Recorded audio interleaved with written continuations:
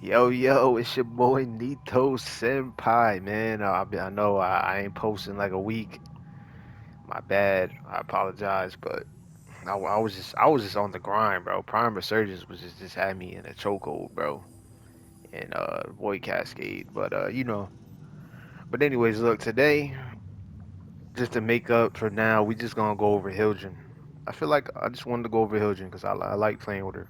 I recently just you know put some form on her and started playing around with her, and she fun.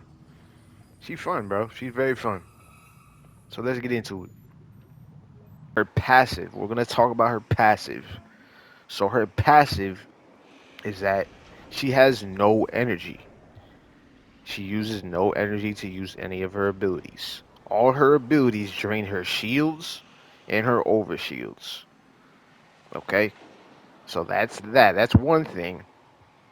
Another thing is that whenever her shields break, she has a 3.5-second invulnerability period when her shields break. And it's way longer. Basically, it's just a longer time gate than other, you know, standard frames. Because I think the max that any other frame could have is 2.5 seconds, but she has 3.5 seconds, so she's immune for those 3.5 seconds if her shield goes down. And another thing along with her passive is that any energy orbs that you pick up will damn will restore 25% of her shield, 25 shields instantly, and it'll reset, her recharge delay. That's her passive. Okay, we're gonna go over her first ability, which is called Bale Fire. So Bale Fire is her exalted weapon. Okay, she pulls it out. It's like a little charge pistol she got, and it fires bolts of electricity. That's what it does, and it does AOE damage. And if you charge it, it does more. The longer you charge it, it's gonna cost shield when you do that. So if you see the shield bar, zoom in for you. It's gonna cost some shield, and that's what that does. That's her first. Now let's go over her second ability, which is Pillage. Probably one of her best abilities in the damn game. So what this does, it emits a wave, a pulse wave, right? Strips a portion of enemies' armor and shields, and then when the pulse returns to you, it gives you shield back, and if it exceeds over your max shield, it gives you overshield. Which you can see, I now have overshield on top of the shield that I already have. And not only, it also cleanses status effects from Hildryn and any allies that are touched by the pulse. So that's what that does. So instantly restore shields. Shield restore, armor strip, shield strip, gain shields back. That's what her second does. Alright, her third ability is called Haven. So what this does, it creates an aura that links to nearby allies and enemies. Okay? So whenever they're around it, they take damage, as you can see.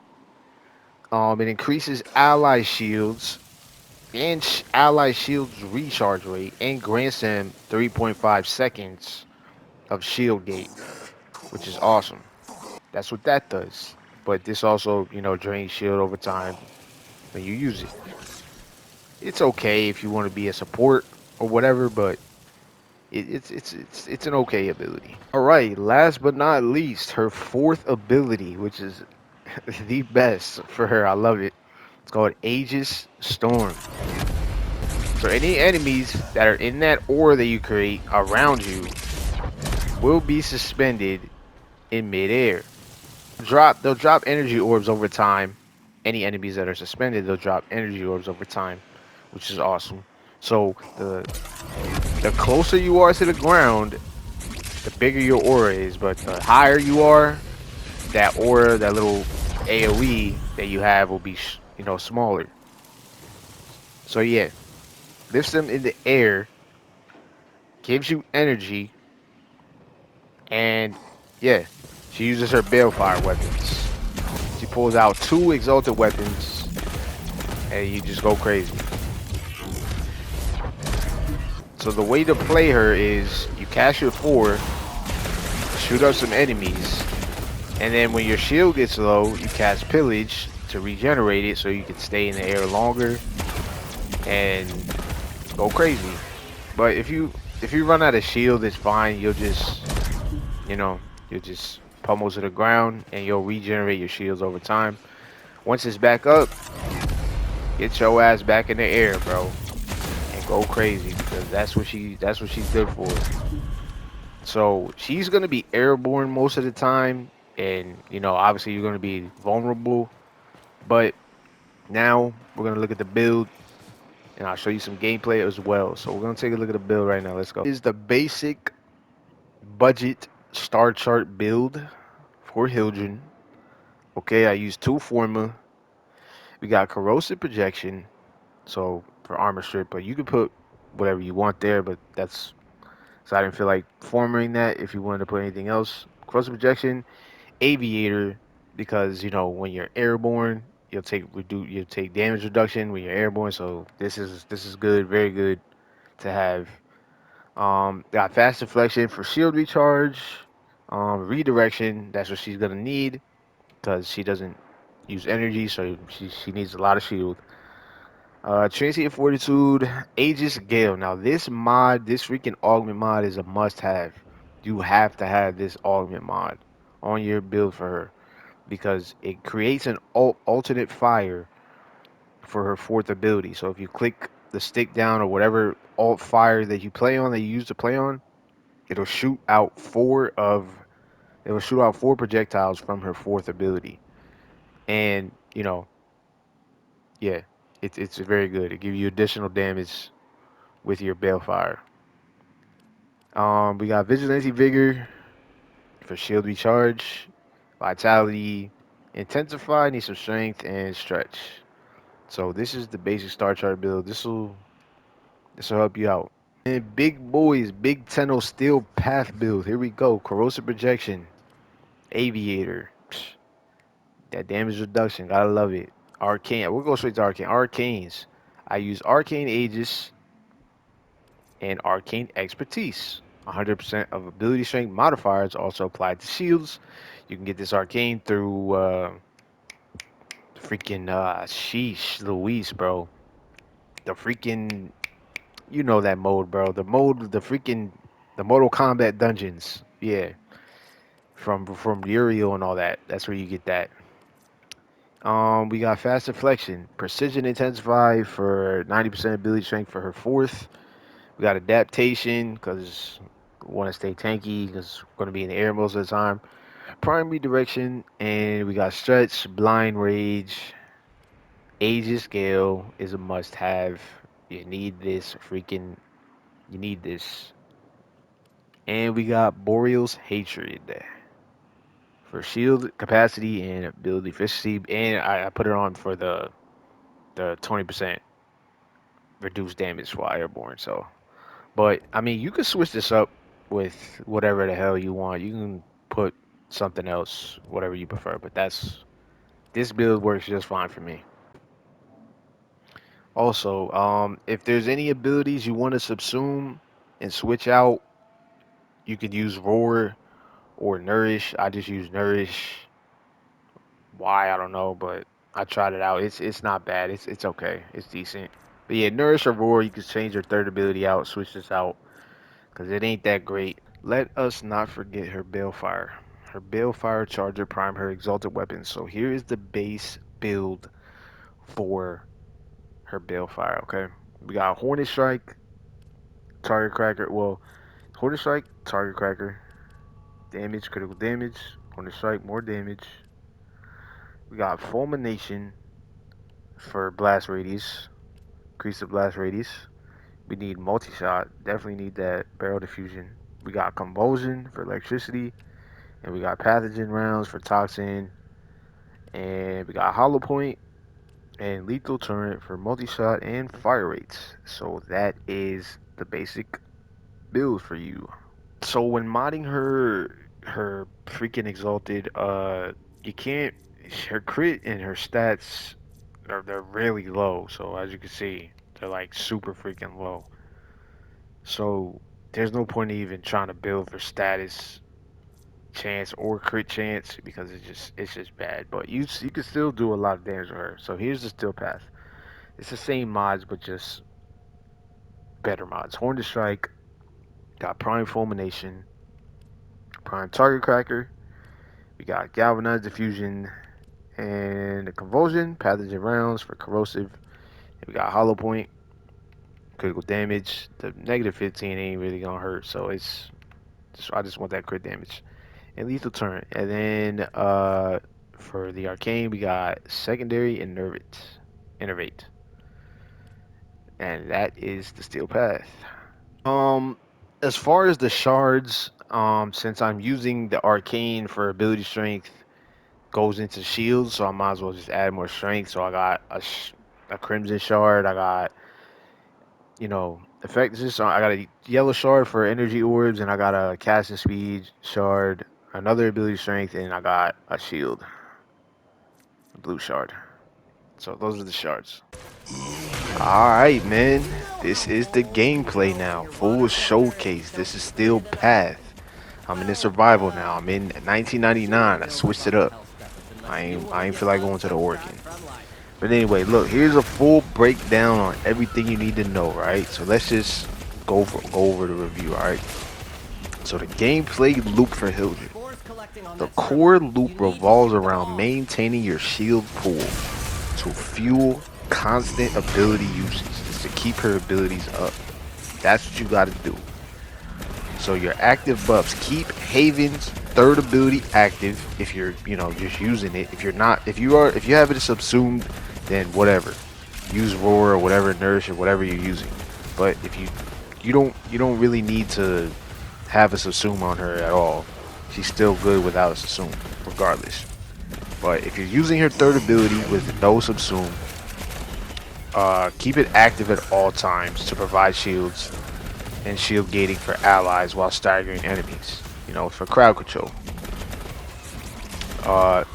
Pillage. Cast Pillage into groups of enemies to strip their armor and shields and replenish your own shields. That's how you keep your abilities up, and that's how you stay your ass in the air so you can just rain hell, man. You just a buff mommy helicopter. That's what you are, bro. That's what you are, and you gotta stay in the air always.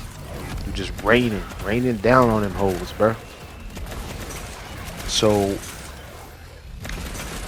use Aegis Storm to lift enemies to generate orbs. Obviously, when you generate orbs and you pick up those orbs, you gain your shield back. Yo, my shield is just never going down. Look at that thing, bro. Oh my goodness, bro. It's insane.